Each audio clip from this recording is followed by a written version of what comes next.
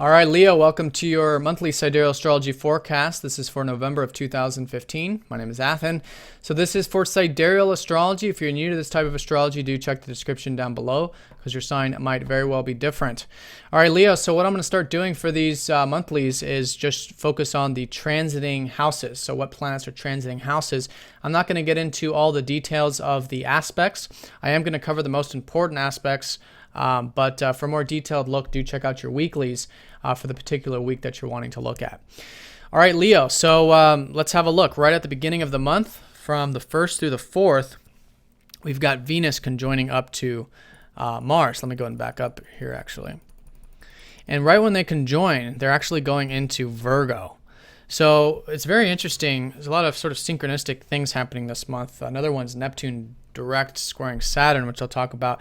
But here, there is this yin-yang, masculine, feminine energy really combining, going into the second house. And right when they do, literally like right when they go conjunct, they go into Virgo. So here it's this sort of passion, it's this sort of excitement and enjoyment about the material aspects of life. You've had the new moon, the last lunar cycle here in your second house. You've had the Sun and Mercury here for about the past month and a half. So there's been a lot of focus on, your values. Maybe it's been on the material level. Maybe it's been on the more internal level, which is the things you just naturally value. But it's about simple pleasures. It's about being grateful for and really appreciating the abundance that you do have in your life. Now, on that token, now with Venus here, you can enjoy these things quite a bit. It could be a good time for you materially or financially on a more mundane level with Venus here. And with Mars here, I think you can be quite motivated actually to pursue some of these values, whether they're material or otherwise. And I think your confidence levels are sort of, you're intent on them. You're intent on pursuing those things. And naturally, I think you'll notice your confidence level sort of improving.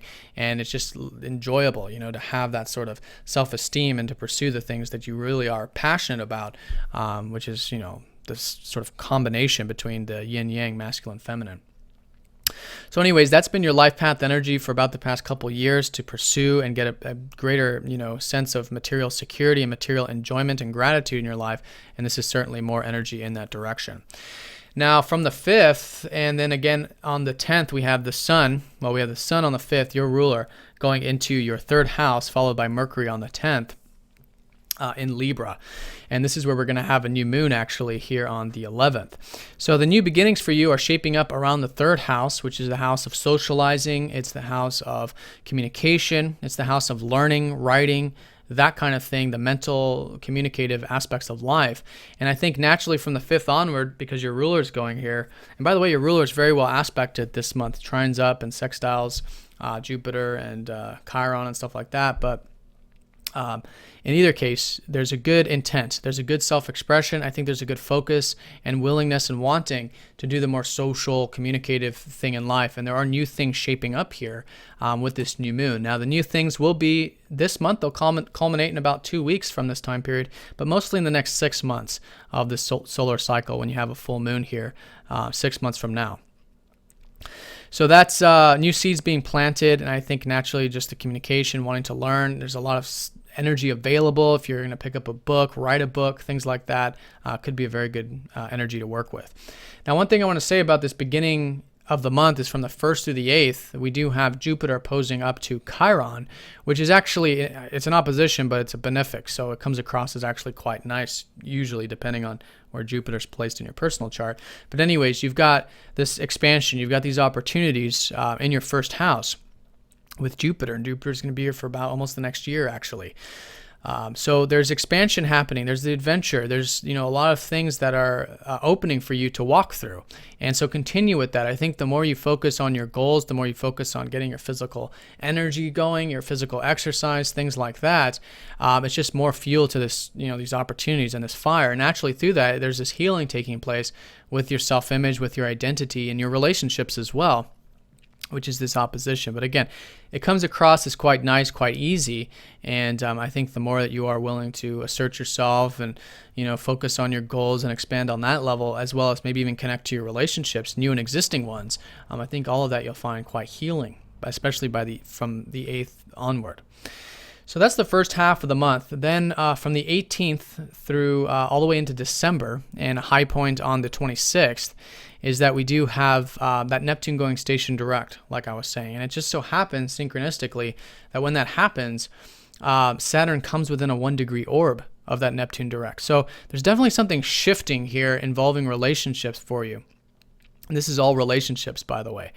And it's all about that uncertainty about them. It's about not having it all figured out, not even having it all very conceptualized when it comes to your one-on-one connections, but just kind of going with the flow, taking it easy. And naturally through that, you'll find that, more of the serendipitous unfoldment there. And really spiritual connection there, spiritual connection to new and existing relationships. But here with Saturn, Saturn is our future. Saturn is what's unfolding in the long term. It's sometimes our career, our legacy, things like that. So there's uncertainty. And it might be uncertainty involving these things that maybe you've just recently started taking seriously back in October regarding your home or regarding family or your roots in some way with Saturn going into Scorpio.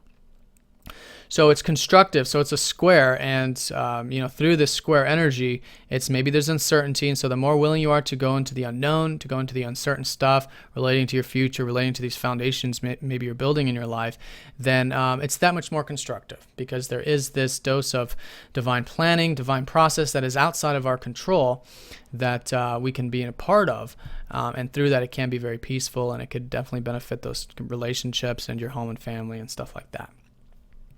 So that's going to be the high point on the 26th, though up and through there, I think continuously working hard on setting your roots, but at the same time not having to have everything figured out, especially in the relationships, then that energy will flow a whole lot easier.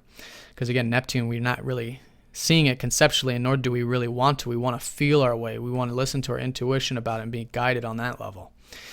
So that's from the 18th onward. On the 21st, we've got Mercury going into that Scorpio. So now next month, you're going to have new beginnings here relating to your home and family or anything else, fourth house. It could be your emotional body. It could be anything you consider your roots or your sentiments. And the sun on the 24th shifts in there, your ruler. So especially this last week of the month, there's a lot of focus here. Maybe it's on taking care of things around the home or whatever. But there's insights, there's practical energy being worked, and on the 25th we have a full moon here, and that full moon is going to be opposing up to Saturn and Mercury. So there's a very strong practical sense about all of this, and patience with all of this as well, especially during this last part of the month. But your focus is here, your intent is here. It's a lot of energy, and there's actually prana to be gained through these fourth house things. If you're noticing your energy levels are a little bit low, that's because the sun is at the bottom of the chart. So that'll it's going to be a slow and steady process with that. But what you want to do is you want to gain energy through focusing on the home stuff, family stuff, past, your emotions, that kind of thing. The more watery, spiritual, if you will, energies of life. And naturally through that, you'll gain that energy. But anyways, you have a culmination point now with this full moon regarding your career or your legacy or anything on that public level. You have this full moon. Now, this full moon is suggesting a T-square with Neptune. So the importance here is that, there is things culminating, and at the same time, there is an awareness, and there is this, you're seeing it, and there's possibilities here. But Saturn is saying there's something about it that maybe it's more long-term than, anticipated. Maybe it requires some patience, some pragmatism, some of that hard work. And that can be a good thing if you're willing to do that. And I highly recommend it, because that's the dose of Saturn in the mix. But then there's uncertainty. There's uncertainty about relationships, partnerships, one-on-one connections, and maybe even business to a degree for some of you who are involved with like sales and stuff like that. But the more, again, just like I was saying before, the more you're willing to go into the unknown, to go with the flow, and but at the same time see and really work hard at the domestic and career side of life, then this becomes very constructive indeed. And at the very least, an awareness, and you're seeing it very clearly in terms of maybe what needs to be done or be worked on, so long as you're keeping the imagination and the illusion sometimes with Neptune at check. But really feel it, listen to your gut. That's really a strong emphasis of this. So that's the 25th, and on the 28th, Chiron goes station direct. So there's a lot of energy moving forward with relationships. If you feel like your one-on-one connections have been sort of on the back burner for the past 6 months, that energy starts to move forward with Neptune and Chiron direct, which is nice. And then on the 29th, Mercury goes into a fucus, which is that deeper connection with home and family and past and roots, which is a very important part of your life, or at least a part of your life you take very seriously, or that has to be really meaningful to you, which is Scorpio. But with a fucus in particular, this is, going it one step further. Not only is it meaningful, but there's healing that's taking place now in regards to connecting to your emotions, connecting to home and family and past and roots, and a really good feeling to be invoked in that process. All right, Leo. Well, I hope you guys have a great month. Thanks for watching. Let me know if you have any questions, and I'll see you all next time.